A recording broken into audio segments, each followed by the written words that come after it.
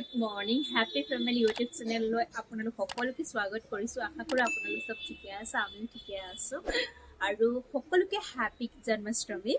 অসমত বোলে বুধবাৰে জন্মাষ্টমী মনালে, আমাৰ ইয়াত বৃহস্পতিবাৰ দিনাহে জন্মাষ্টমী চেলিব্ৰেট কৰিছে আৰু মই বৃহস্পতিবাৰ দিনাই চেলিব্ৰেট কৰিছোঁ। মই প্ৰতিটো বছৰ জন্মাষ্টমী চেলিব্ৰেট কৰোঁ, কাৰণ ঘৰত সৰু ল'ৰা ছোৱালী থাকিলে কৃষ্ণ জন্মাষ্টমী কৰিবই লাগে। ইয়াত বোলে সেইটো মানে কি সৰু ল'ৰা ছোৱালী থাকিলে জন্মাষ্টমী কম্পালচৰি চেলিব্ৰেট কৰিব লাগে, মানে গোপাল কৃষ্ণক লগাব লাগে বোলে। তো সেইকাৰণে মই গোপাল কৃষ্ণক মই প্ৰতিটো বছৰতে লগাওঁ, কাৰণ প্ৰতিটো বছৰত মোৰ ইউটিউব চেনেল অ'পেন নাছিলে, সেইকাৰণে মই ভিডিঅ' বনোৱা নাই।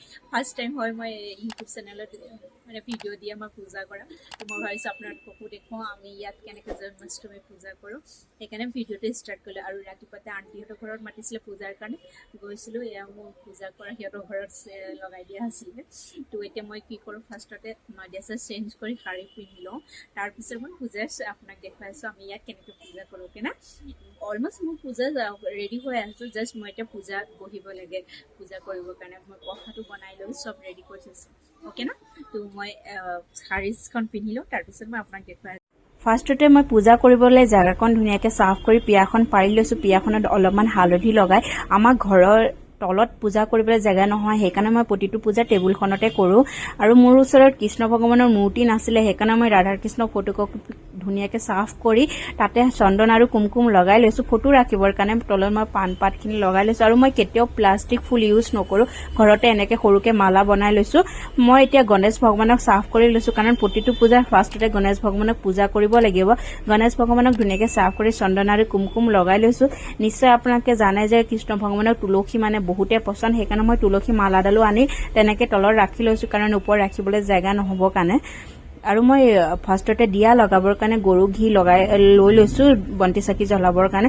আৰু কাষতে দুটা মৌ পাখি ৰাখি লৈছোঁ, কাৰণ কৃষ্ণ ভগৱানে বহুতে পচন্দ মৌ পাখি। এতিয়া মই লাডু গোপালক গা পা ধুৱাবৰ কাৰণে লাডু গোপালৰ কাপোৰ কানি চেঞ্জ কৰি লৈছোঁ, কাৰণ লাডু গোপাল আজি জন্ম হৈছে যেতিয়া গা পা ভালদৰে ধুৱাব লাগিব। সেইকাৰণে মই চন্দন আৰু কুমকুম লগাই লৈছোঁ লাডু গোপালক। ফাৰ্ষ্টতে অকণমান পানী দি গাটো ভিজাই পেলাই ধুনীয়াকৈ মুচি লৈছোঁ, আৰু লগতে মই অভিষেকম কৰি পেলাই গৰু গাখীৰ, চন্দন আৰু কুমকুম, গৰু ঘি সানি লৈ পেলাই অভিষেকম কৰিছোঁ। আপোনাৰ নিজৰ মৰ্জিত গৰু গাখীৰ দি পেলাই অভিষেকম কৰিব পাৰে, নতুবা পানী অকণমান দি আপুনি পূজা কৰিব পাৰে, নিজৰ মৰ্জিত। মোৰ হাতত 5 বিধ আছিলে, সেইকাৰণে মই 5 বিধ দি পেলাই অভিষেকম কৰিছোঁ। তাৰপিছত মই লাডু গোপালক ধুনীয়াকৈ গা পা ধুৱাই লৈ পেলাই এখন কাপোৰে ধুনীয়াকৈ লাডু গোপালক মই মুচি ল'ম, কাৰণ সৰু ল'ৰা ছোৱালী কেনেকৈ জন্ম হোৱাৰ পিছত গা পা ধুৱাই কেনেকৈ হেৰি কৰে, তেনেকেই লাডু গোপালক আজি তেনেকেই পূজা কৰিব লাগে। তাৰপিছত লাডু গোপালক আকৌ ধৰক এতিয়া গা পা ধুৱাই ৰেডি কৰিব লাগিব, সেইকাৰণে মই লাডু গোপালক ধুনীয়াকৈ পাণ পাতখনত বহুৱাই লৈ পেলাই চন্দন আৰু কুমকুমে ধুনীয়াকৈ ফুটটো লগাই লৈছোঁ। লাডু গোপালক বহুৱাবৰ কাৰণে জোলনাখন মই ৰাখি লৈছোঁ, কাৰণ সৰু ল'ৰা ছোৱালী জন্ম হোৱাৰ পিছত জোলনাতে বহুৱাই, সেইকাৰণে মই জোলনাখন আগতীয়াকৈ আনি লৈছোঁ। তাৰপিছত লাডু গোপালক নতুন চোলাটো পিন্ধাই লৈছোঁ, কালিয়ে আনিছিলোঁ মই, কেনেকুৱা লাগিছে চোলাটো ক'ব। আৰু লাডু গোপালৰ কাৰণে সৰু মালা এডালো বনাইছিলে, সেই মালাডালো পিন্ধাই লৈছোঁ, কাণত ফুলি জোৰ লগাই লৈছোঁ। আৰু মই মুকুট লগাবৰ কাৰণে তলত হোৱা নাইকিয়া, সেইকাৰণে মই লাডু গোপালক জোলনাখনত বহুৱাই লৈ পেলাই মুকুটটো লগাবলগীয়া হৈছে, কাৰণ সৰু মুকুট যে, মুকুটটো বাৰে বাৰে সৰি পৰিছে। মই মুকুটটো লগোৱাৰ পিছত ফাৰ্ষ্টতে আমি কি বুলি কয় গণেশ ভগৱানক আৰতি কৰিব লাগিব, কাৰণ গণেশ ভগৱানক আৰতি কৰাৰ পিছতে আমি কৃষ্ণ ভগৱানক আৰতি মানে প্ৰসাদ লগাব পাৰিম। ফাৰ্ষ্টতে আমি গণেশ ভগৱানক আৰতি কৰি ভোগ লগাই লৈছোঁ। ভোগ মই গণেশ ভগৱানক কল দি পেলাই লগাই দিছোঁ। এতিয়া আমি কৃষ্ণ ভগৱানক আৰতি কৰিছোঁ। একচুৱেলি মই মন্ত্ৰ পঢ়িব নাজানো কাৰণে কাষতে টাপটো লগাই মই মন্ত্ৰ ভিডিঅ'টো লগাই থোৱা আছে, তেনেকৈ মই আৰতি কৰিছোঁ। কেনেকুৱা লাগিছে আপোনালোকে ক'ব।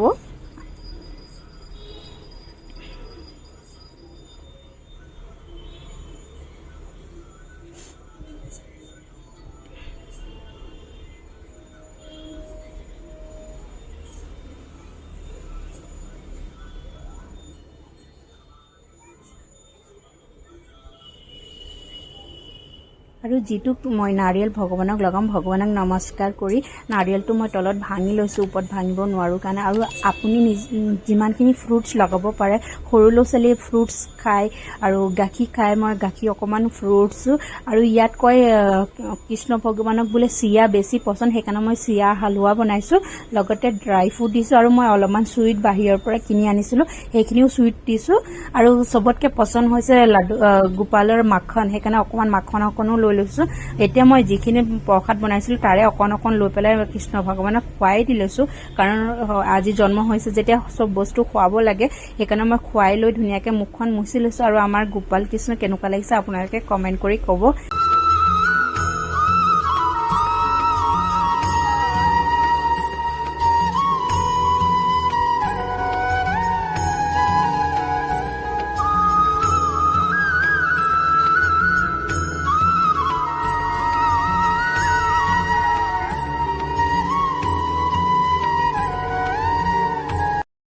পূজা এইমাত্ৰ খতম হৈ গ'ল আৰু অকণমান বোলো বহি লওঁ, ৰাতিপুৱাৰ পৰা ইফালে ঘূৰি ফুৰাই হৈছে পূজাৰ কাৰণে। আৰু ল'ৰা ছোৱালী ঘৰত থাকিলে বহুতেই কাম হৈ যায়, পূজাৰ ল'ৰা ছোৱালীক চোৱা। আৰু আমাৰ ডাঙৰ ল'ৰা দুদিনৰ পৰা তাৰ স্কুল নাছিলে, ইয়াত বহুত বৰষুণ দিয়াৰ কাৰণে তাহাঁতক অনলাইন ক্লাছ দিলে।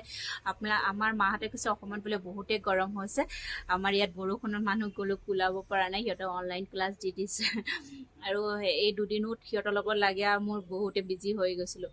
তাকে বোলো এতিয়া পূজা হৈ গ'ল, অকণমান ৰেষ্ট কৰি লওঁ। মানুহটো আহি লাঞ্চ কৰি গ'লহি, ল'ৰাহঁতকো ভাত পানী খুৱাই ল'লোঁ। আৰু বেলেগ ঘৰলৈও যাবলৈ আছে, সিহঁতে ফোন কৰিছিলে পূজা আছে বোলে। তাকে সৰু ল'ৰা খুৱাই পেলাই আকৌ সিহঁতৰ ঘৰ পূজা এটেণ্ড কৰিবলৈ যাওঁ। ল'ৰাক লৈ নাযাওঁ, তাৰ গাটো অকণ ভাল নহয়, কালি হস্পিটেল পৰা আনিছোঁগৈ। সেইকাৰণে তাক খুৱাই পেলাই মই পূজালৈ যামগৈ। আৰু ভিডিঅ'টো কেনেকুৱা লাগিলে কমেণ্ট কৰি ক'ব না, মানে কি পূজা কৰাৰ সময়ত কিবা মিষ্টেক কৰিছোঁ যদিও কমেণ্ট কৰিব। মই আপোনালোকে কমেণ্ট কৰিলে বুজি পাম যে মই পূজা কৰা হৈছে নে নাই হোৱা। আৰু সেয়াই আৰু মোৰ পূজা ভিডিঅ'টো চাই আপোনালোকে নিশ্চয় ভাল পাব বুলি আশা কৰিছোঁ।